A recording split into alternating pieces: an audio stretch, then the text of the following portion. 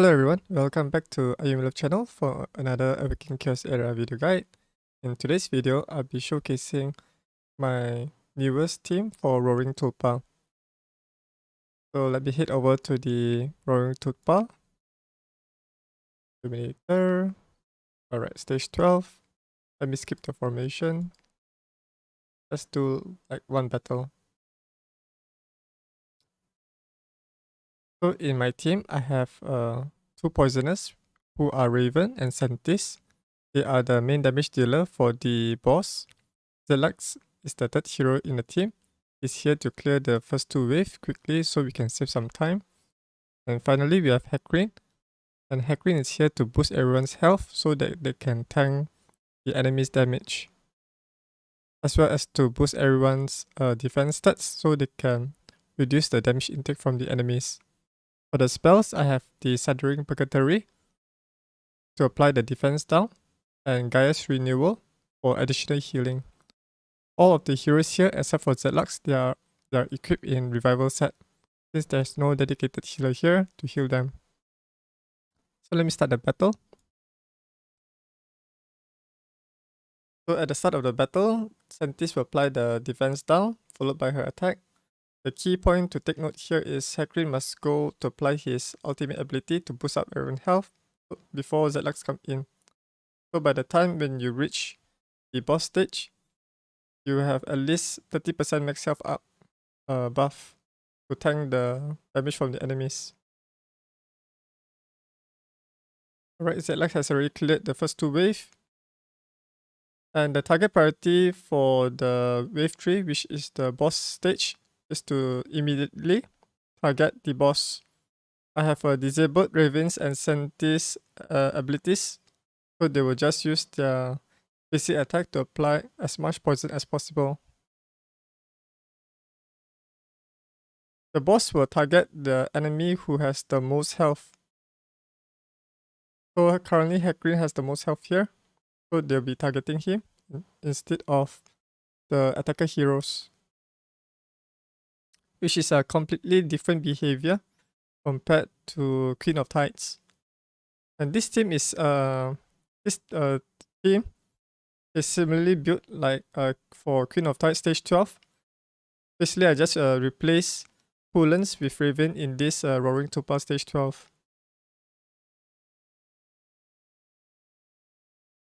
And Ravyn here does not need to be level 60 since she's a neutral affinity here.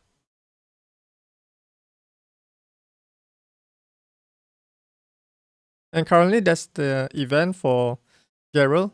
So if you're thinking of summoning him, you can to clear the Roaring Tulpa stage 12 quickly.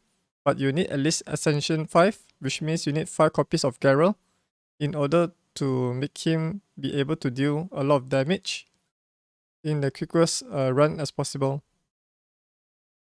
Otherwise, this free-to-play team is much more attainable and accessible to most of the players, even after the Geralt event has been completed. Alright, the boss is down and I got some epic gears. So let's see how long it takes. So it took around about 2 minutes and 32 seconds. The fastest run that I used to see here is around about 2 minutes and 10 seconds. And the slowest time it takes here for me would be 2 minutes and 40 seconds. So it depends on how consistent that Ravyn can apply her poison debuff, since her basic attack only has a chance, has an 80% chance to apply the poison, compared to Santis who has a 100% chance to apply them. If you do not want to build Ravyn for the poison, you can use an alternative hero. Let me show you the hero. So if you do not have Ravyn, or if you like to conserve your resources, instead of building Ravyn, you can use Orakh. He's a fire epic hero, which you can obtain him from the Bartender shop. So this is Orakh. You just need to gear him in in attack, fully attack and high critical rate and critical damage stats. So Santis comes here with a base attack, followed by Orakh. And then Hakrin with his ultimate ability, and Zatlux to finish off the enemies here.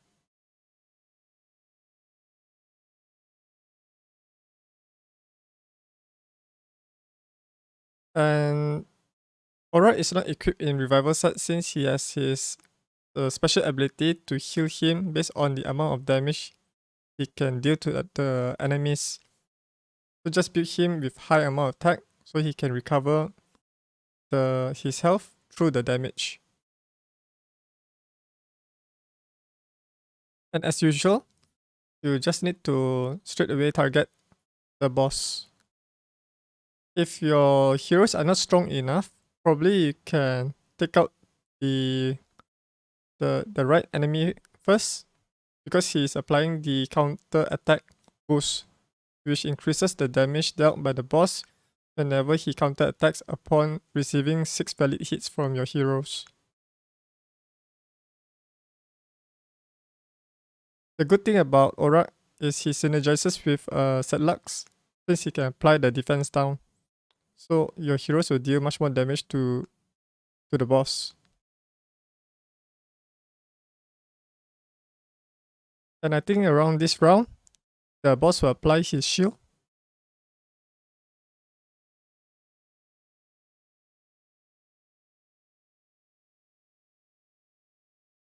Alright, his shield is up.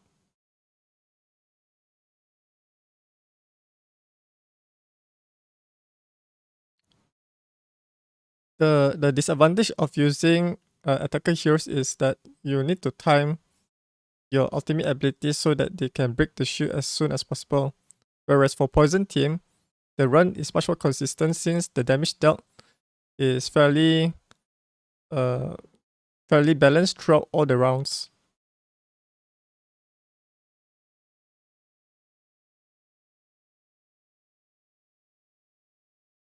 Alright, the boss is down before round 9 has started. So let's see how fast this team goes. So this team also took around about 2 minutes and 35 seconds, which is similar to the poison team. But the good part is you do not need to use a lot of resources to build the poison team compared to an attack team. This is the first hero, Santis. She's the poisoner for the boss. Here are her total stats. She has 21,000 health, 1,380 defense, 103 speed, 83.5% focus. Focus is important here so she can apply her poison on the enemy. Health and defense is to allow her to survive against the enemy attacks. And these are her gears. Basically, she is equipped in Revival set and Terra set. Revival set is to restore her health on every turn, while Terra set is to provide an additional 15% health. So here are the weapon stats, helmet stats, breastplate, health boots, health ring, and a defense necklace.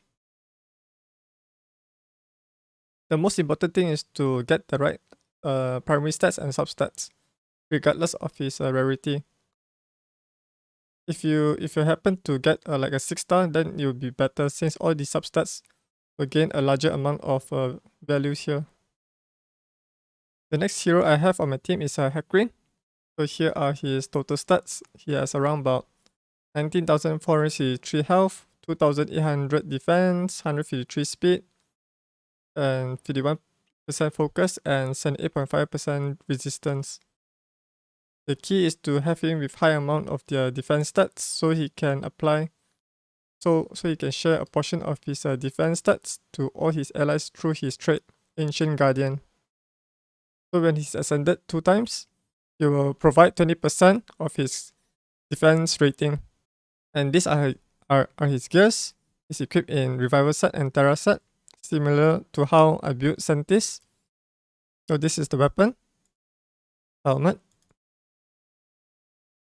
chest plate, speed boots, defense, ring, and a health necklace. His glyphs and abilities are all maxed out here. This is the third hero, Zatlux. So here are his total stats.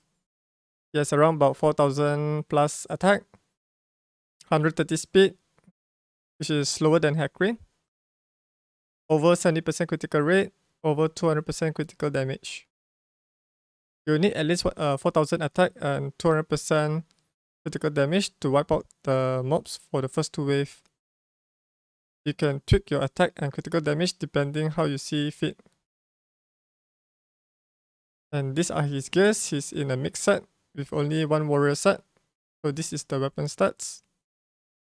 Helmet, chest plate, attack boots, critical damage ring, and attack necklace. His glyphs and abilities are all maxed out as well. And this is the alternative hero that you can use, Orakh. So here are his total stats. He has 3000 attack, 157 speed, 100% critical rate, over 200% critical damage, and 68% focus. Focus here is important so you can apply the defense down. These are his gears. He's equipped in a Rage set and Raider set.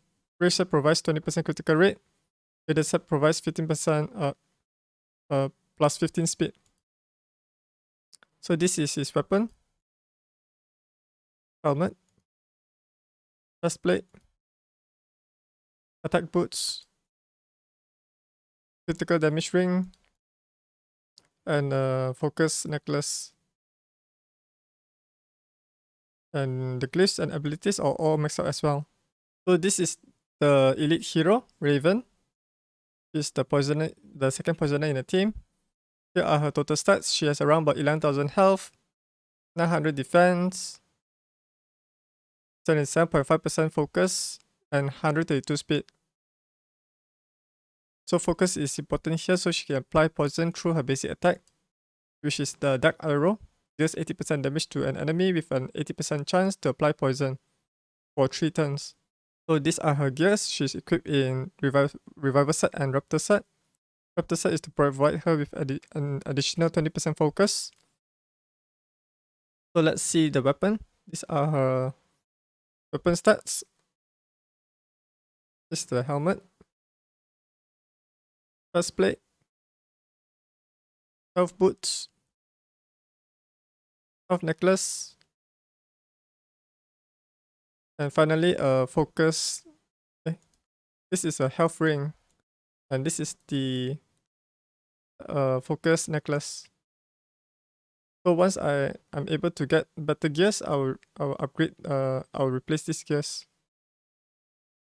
Her glyphs and abilities are all maxed out here as well.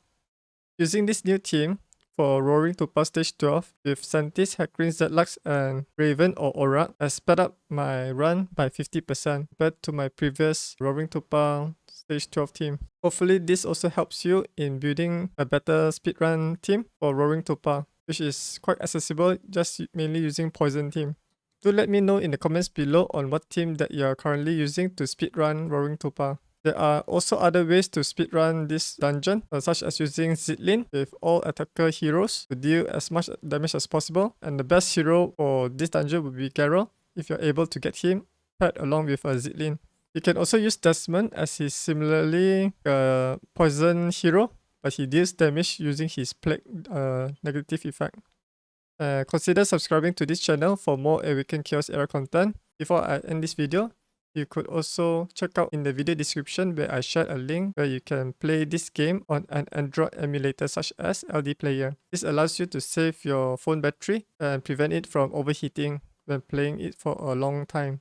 And clicking the like button on the video to help it get more visibility to other audiences. If you would like to support me, you can head over to my Patreon channel at patreon.com/Ayumilove. And do check out my website for more Awaken Chaos Era guides. Thanks for watching, and I'll see you guys in the next video. Bye!